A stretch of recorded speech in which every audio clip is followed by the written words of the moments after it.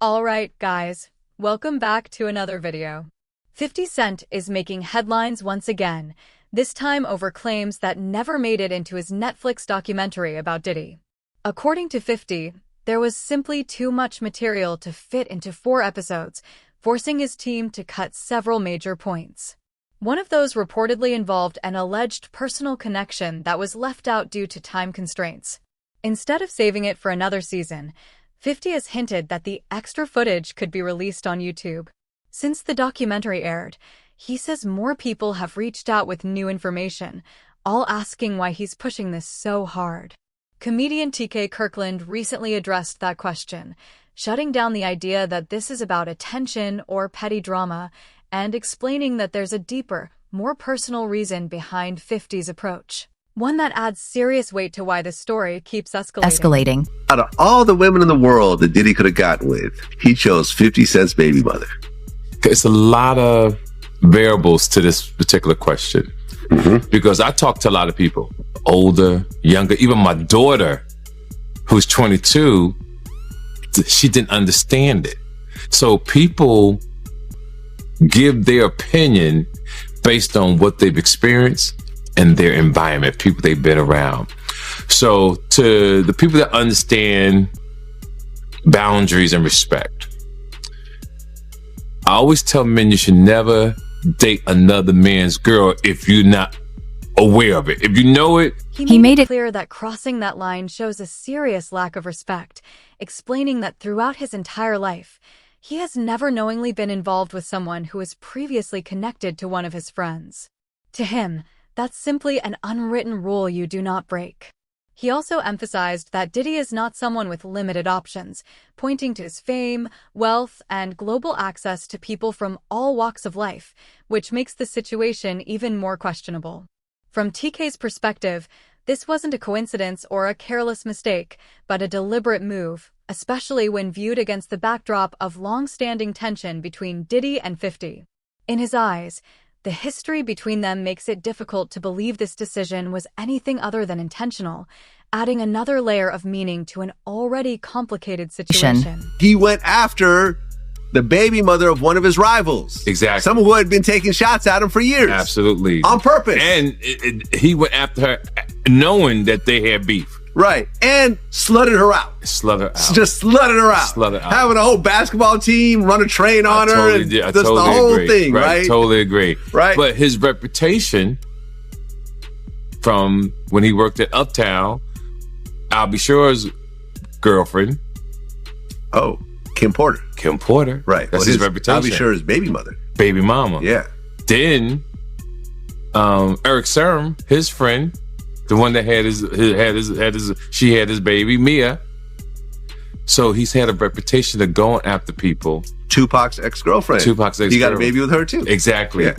So my point that I'm making to the men listening, well, if you don't understand this, then you're just poorly educated and don't really have common sense. It's a no-no. There's no way I would go after Vlad's ex-girlfriend. Right. I'm so loyal that if I met a woman and she said, oh yeah, I used to date Vlad. Oh, I can't f with you, man. Right. I won't even put my, excuse my language, because that's how I move. Other people don't move like that, but you see me in Paris, you see me all over the world. Why would I want to do that to mess up a relationship? While 50 Cent's documentary has been drawing heavy attention and widespread praise, not everyone is calling it a clear victory for him. Gene Deal has stepped forward with strong criticism, claiming that certain portions of the project lacked originality and reflected ideas he says were used without proper acknowledgement. According to him, these elements didn't come from fresh research, but instead echoed concepts he had already shared, raising questions about credit and creative ownership. His comments have added a new layer of controversy, shifting part of the conversation away from the documentary's success and toward how it was put together. I've seen an interview about, he said that he had a lot of footage had to be down, the documentary had to be downsized. You understand? I don't really believe that, because a documentary is a documentary, and they could have had 45 minutes. They could have had an hour, to each one of those. You understand? They left out certain things. He said they even left out the one about Sarah Chapman. You understand? And for whatever reason, he probably left out a lot of other different stars too. Situations that they could have spoke about. You understand? I have a problem with the documentary, and I'm just gonna let you know that the reason I have a problem with the documentary is that they know that they took my idea. You understand? They know that when I came to them, I laid out what they should do and how the documentary should be. You understand? She could say whatever she want to say. I talked to those producers before I even talked to her. They wanted to know what I had, what I was bringing, my pictures, all that stuff like that. And I told them about me, Tim, and Kirk. You understand what I'm saying? And how it would go. They did the same thing. This ain't the first time they stole from me, man. If you look at the Notorious Big, if you watch the Notorious Big, that part about the shoes, I had that in my book. And I was talking to K.O. Copeland. He was one of the writers of that movie. And I told him about when I let Big use my shoes at Soul Train Award. You had this old flunky ass dude, Mike B, get on Angie Martinez's show and talk about, yo, Big, he wore mixed max shoes and he went out there and performed. When you go look at the film, when you go look at Big performing that on that show, ain't nothing mixed match about them shoes. There was $800 Maury's, size 14D. Big World 14E. E means that his shoes is a little wider than mine. He struggled, but he put them on and he went out there and performed. Those was my Gators that he had on. You understand? They did a little skit trying to disrespect me in the movie. You understand? And they said something about, He also addressed the growing talk that 50 could release additional material online in the future, suggesting that if more content does surface, it may be beyond anyone's control to stop it.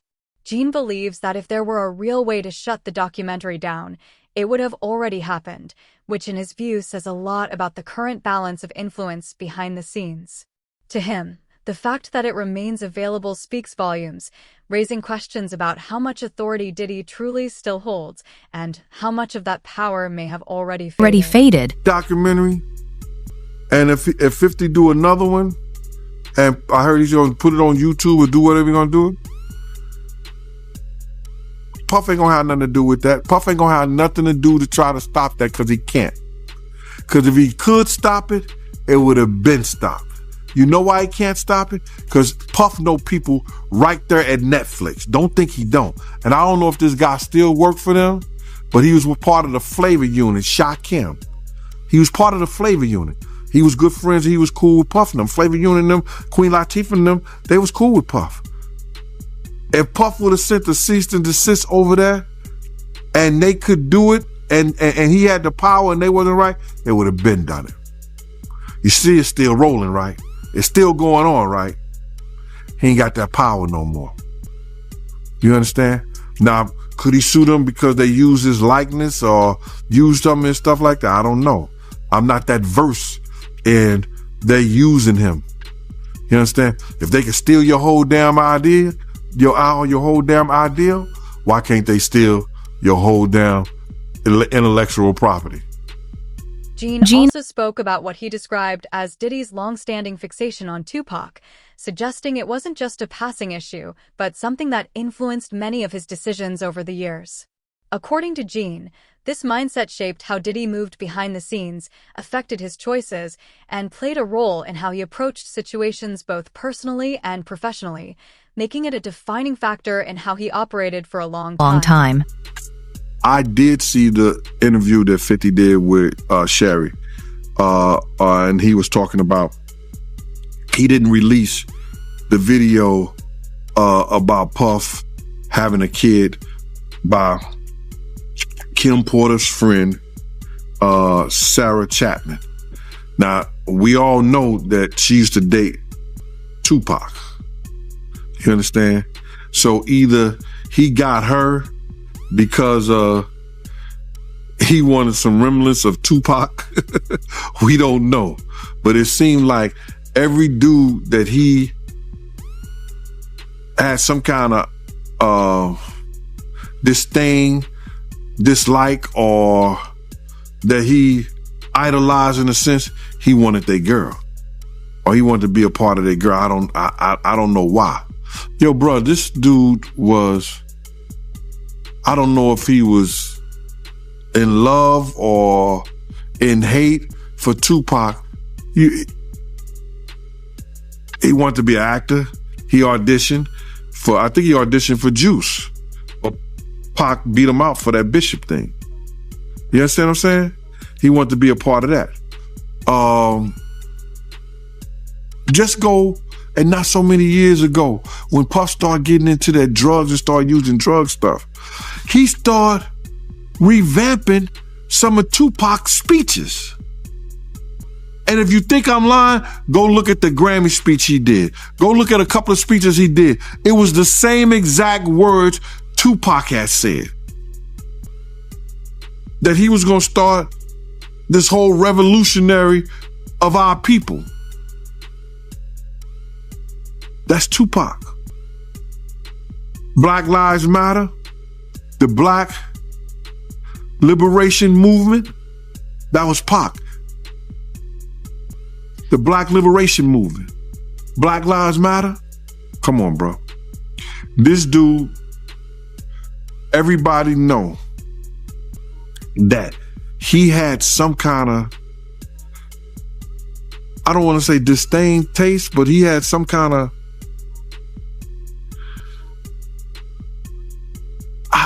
I don't, jealousy of Tupac, bro. However, the documentary is not without its gaps. One detail that stood out to many viewers was how little attention was given to Kim Porter. As Diddy's longtime partner and the mother of his children, her role in his life was significant, yet her story was only briefly mentioned.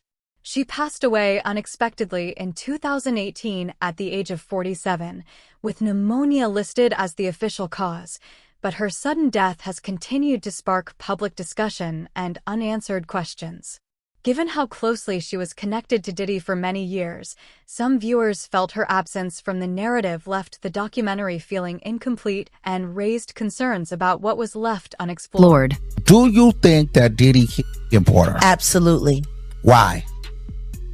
Because of all the videotapes, because of the book, because of all the people she gave copies of her book to, or at least chapters, because of everything that she had on him, because of the tape that she used to blackmail him into a relationship and into a raise of him being sodomized by Andre Harrell. And I am not saying that allegedly, because I heard her and Kim Noor talking about it in the booth of the bathroom while snorting cane.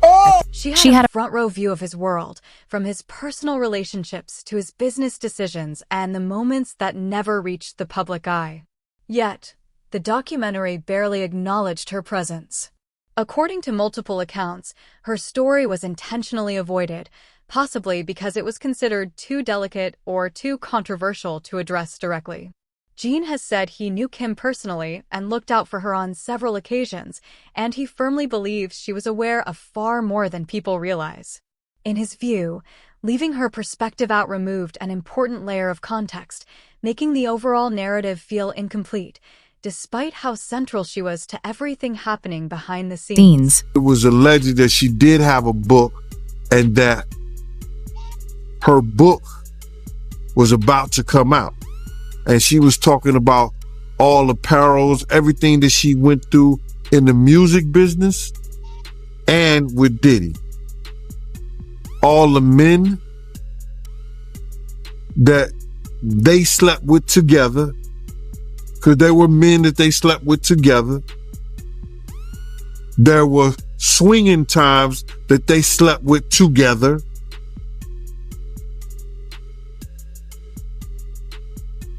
I don't know, man. How do you put your girl through some shit like that? Or how you look at your girl and knowing that she's another dude? What kind of demonic mind you have to be that far gone where that shit don't bother you, and got rid of him? They swimming with the fishes. Wow, man. So she was about to expose all that in her book, them sleeping with men together. She was going to expose everything. I heard it was tell all. Yeah, that's crazy, man. Just curious, right? Did you know that Diddy and Kim had that type of relationship back then in real time? Yeah. Because I know somebody personally that lives in Atlanta that was swinging with them, and I would never mention his name because he's a good brother and he knows my family down there. You know, he knows my family down there, and I would never, put his name out there like that. He's been in the music business. He didn't put a lot of groups, A-listed groups out there. Especially A-listed groups. None of that insight made its way into the documentary, which limited Kim's presence to a few photos and a brief mention as the mother of Diddy's children before quickly moving on. That silence stood out, given how central she was to his life. For someone so deeply involved behind the scenes, the omission raised serious questions for many viewers.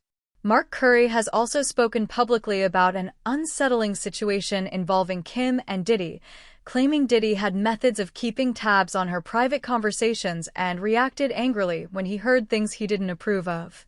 Mark recalled an incident in which Diddy became extremely upset after learning about a phone call Kim had with producer Shakur Stewart and later confronted him at a public event, turning the situation hostile.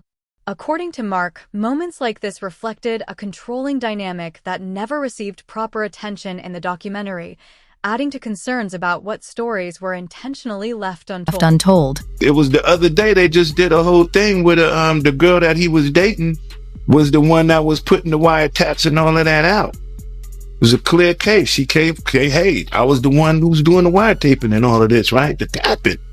So I knew about this before she came out and said that she was the one that was doing it. I was sitting there like, damn, he know everything she doing. He know her conversation. I'm sitting there like when I'm sitting there right there next to him, when I'm hearing them saying, this is what Shakur Stewart was saying to Kim Porter on the phone that made him mad. That made him so mad at Shakur Stewart when he went to L.A. Reid party, hit him with the chair. You don't think if he hit a man with a chair for dating this girl, they gonna have a fight at home too. You know what I mean?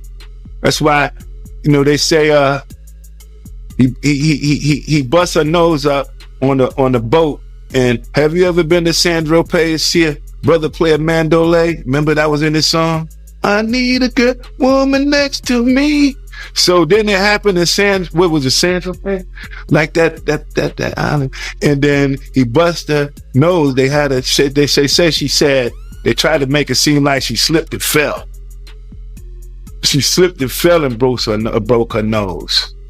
Nah, the truth was she slipped and fell and landed on his fist. Yeah, but that's what happens when you put your hands on females. I don't really have much respect for a man who's physically abusive towards women, man. I kind of think they be kind of suspect. I'd be like, man, girls fight. This also appears to be part of a larger pattern, especially when you look at how the documentary handled Diddy's well-known parties. For years, these events were rumored to attract powerful figures from many industries. Yet, the film shows almost none of that. There are no major names and no real details, which feels suspicious given how openly those connections were discussed in the past and how silent many of those same figures are now. Your thoughts on all his celebrity friends that denounced those allegations and were like, this is false, and Liars. They were saying, yeah, should they speak up now? It's getting a little too late for those who are complicit. Stevie J should be charged. Mary J. Blige should also be charged. Jennifer Lopez should definitely be charged. Jay-Z should be charged. Khaled should be charged. Rick Ross should be charged. Usher should be charged and tried with him. Or for Justin Bieber alone. Jaguar Wright has also argued that people focus too heavily on the music industry while overlooking what may have shaped Diddy long before fame, saying the real story begins inside his childhood home. According to her, during his early years, his mother was often occupied with her own life, with different people frequently coming and going, creating an unstable environment. Jaguar believes that growing up around constant, unfamiliar faces can deeply affect a child's mindset and development, leaving impressions that last well into adulthood. In her view, those early experiences may have played a major role in shaping who he later became, long before the industry ever entered the picture. God knows what he saw and what happened to him in his own mama house. All of those strangers, them up involved, looking around, seeing what was going on. And let's just be clear, it sounds like her house was a house of, professional freak-offs. So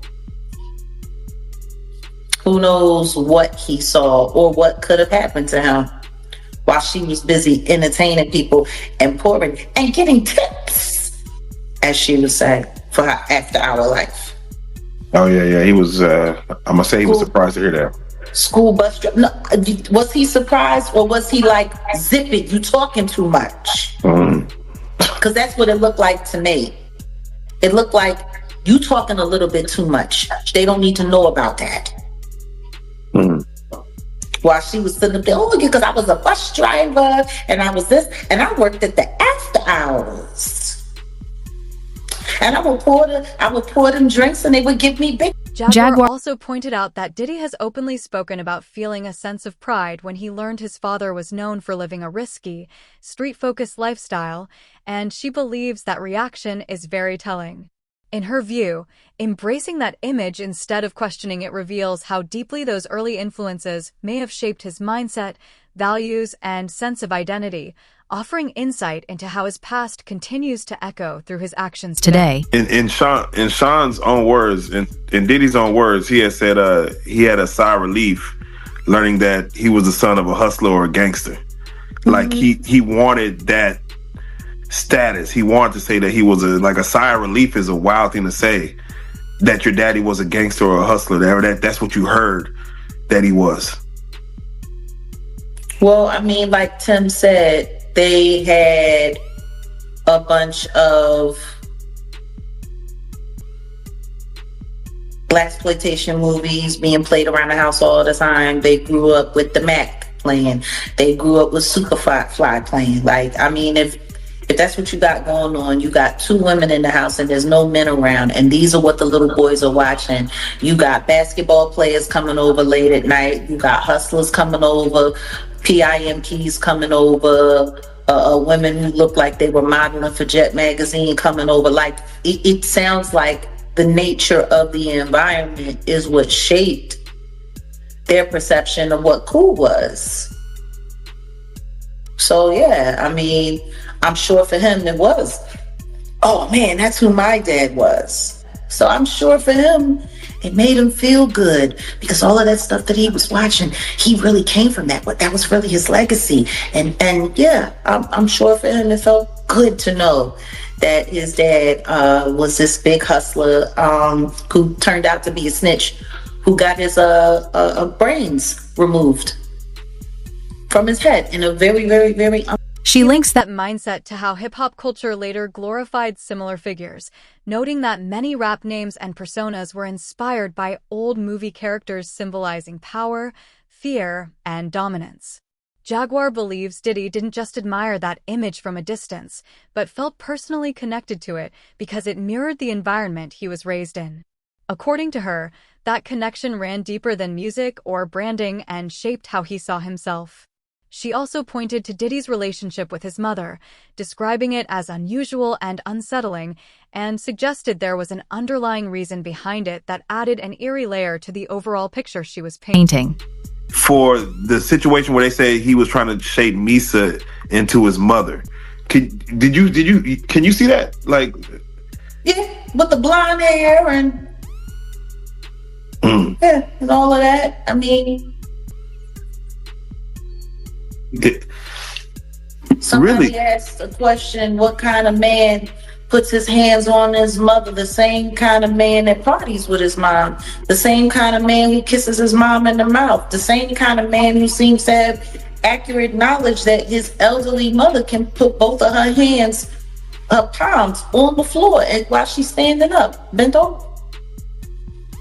Oh damn! I ain't seen that one. Oh. You never seen the Instagram video where he was talking about how his mom is still young and spry and how she still liked the party and how they was getting a IV drip? Oh. Damn. And she was kissing him in the mouth on the video. It was like, yeah, my mom can bend over and touch the floor with her palms. No. It's a very, very, very weird relationship. Jaguar believes it all comes full circle when looking at Diddy's relationship with his own children, which she describes as deeply concerning. She says multiple people have claimed the children were present in environments they should never have been exposed to, raising serious questions about boundaries and responsibility.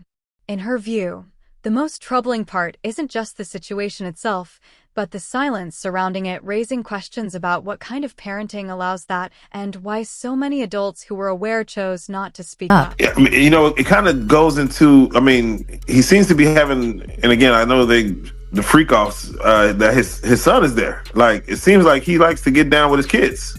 Yeah. But that wasn't all. Just to hear Little Rod say, like, the boys were around. Roger Bonds talked about the children as well. What kind of parenting relationship is that? But then again, that goes back to the conversation of Lori Harvey, Steve Harvey's daughter. It was all known that she was spotted in them streets with Justin, and then she was spotted in them streets with Diddy, and they all tried to sit there and pretend like that wasn't what it was. Like, I don't know if anybody has not noticed, but ever since Diddy got pinched, they've all been trying to pretend like all of the stuff that we've seen that happened, that they was all involved in, didn't happen. If Lori Harvey was hanging out, and it's kind of weird, like the whole relationship with Justin looks weird. He looks like Mini-Me with Dr. Evil. It's weird. Like, why are there people? Why is there sexual behavior going on? And why are people naked in front of their kids, G? Doing all kinds of stuff. And meanwhile, Misa's running around making comments about how she don't like the way that Eric Sermon was depicting her in the documentary. You don't like the way you're being talked about in the documentary. You don't like the fact that, because see, it wasn't Gene Deal, because Gene Deal said he wasn't there, and thank God that he was able to admit that. Kurt Burrows did say that he was there and present when Diddy was beating the brakes off Misa and putting the feet to her up underneath the... Meanwhile, Misa has been making comments about how she doesn't like the way she was depicted in the documentary, pushing back against certain portrayals and narratives. These reactions have only added to the growing sense that there are still many layers of the story that haven't been fully addressed. What other claims or revelations do you think could surface if a second wave of footage from 50 Cent is released? Share your thoughts in the comments below and let us know what you believe might come next as this story continues to unfold.